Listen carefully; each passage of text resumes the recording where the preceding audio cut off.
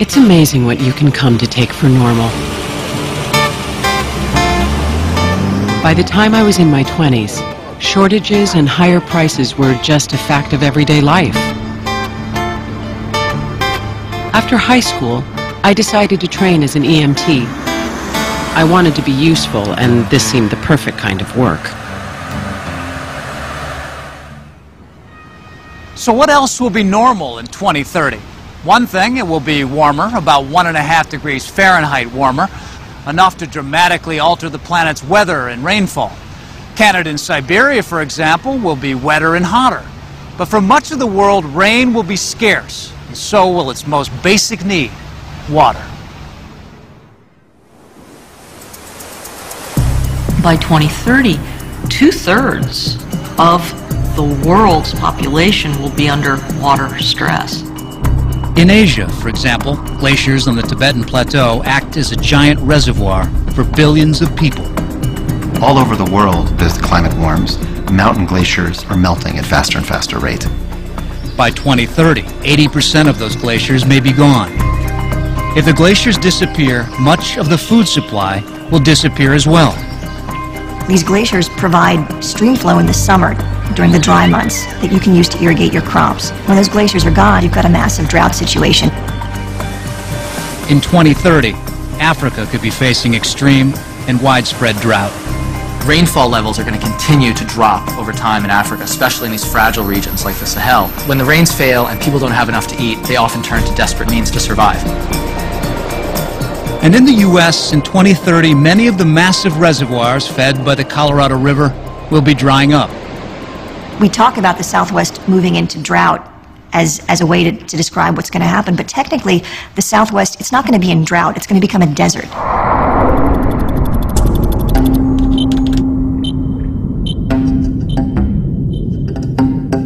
In San Diego, they were ahead of the game. In 2009, they had started building huge desalination plants. It took 20 years and cost billions of dollars, but it worked. The massive plants on the ocean turned salt water into fresh, and the city's water supply was restored. 400 miles inland, though, they were running out, and no one had enough money to build a pipe that long. So now we're here rationing water. I mean, people in Las Vegas are starting to totally panic. People in Phoenix are starting to panic too. When I turn on my tap this morning, this is what I get out of my tap.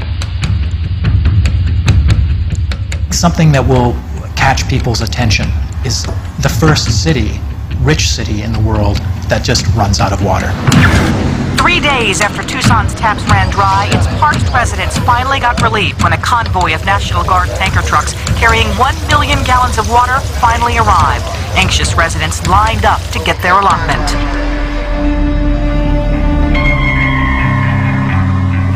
What happened there scared the whole country.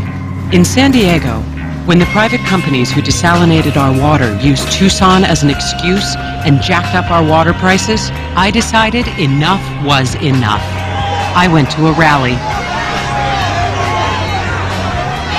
A man standing next to me saw me yelling and said, "I'm glad you're on our side." To make a short story even shorter, we fell in love on the spot. 2 months later, Josh and I were married. A year later, our daughter Molly was born, with a head full of red hair. And the desalination companies? They backed down. We had won. Josh and I had friends who, like us, were determined to reimagine the future. We were all of us optimists. Some of us worked on solar plants in the desert, others tinkered with super-efficient cars in their garages. Still others designed fantastical cities on their computers. It was an exciting time to be young. But it was becoming clear that the problems of the world knew no borders.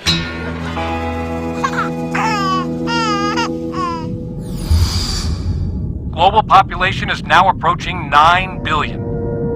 It seems unlikely to me that we here in America can sit happily with all of our resources while the rest of the world simply goes quietly into that good night. Very few people lay down and die.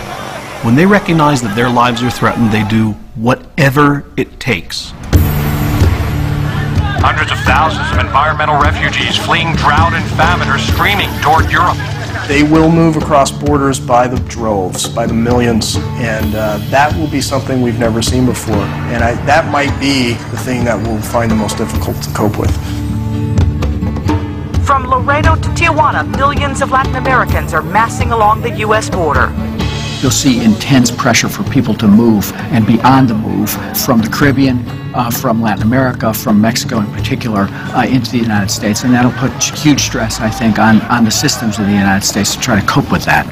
I can't imagine the horrors that will take place on the border as millions of refugees try to get into the United States.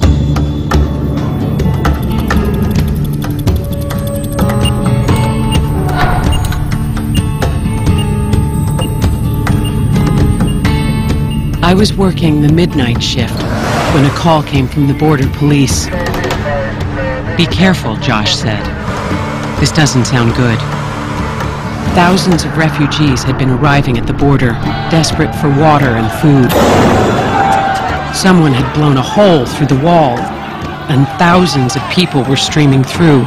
They had called in the border police. I don't know how it started, who fired first. But suddenly, the police were shooting into the crowd. There were people falling, panic everywhere.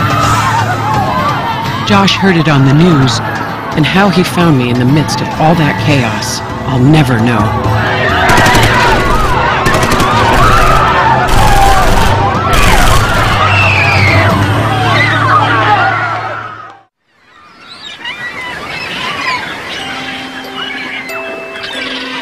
In San Diego, Josh and Molly and I took long walks on the beach to look for birds. Over the years, our favorites started to disappear. The worst was the end of the albatross. These marvelous birds had finally been done in by fishermen's long lines. It was a bad omen for the rest of us.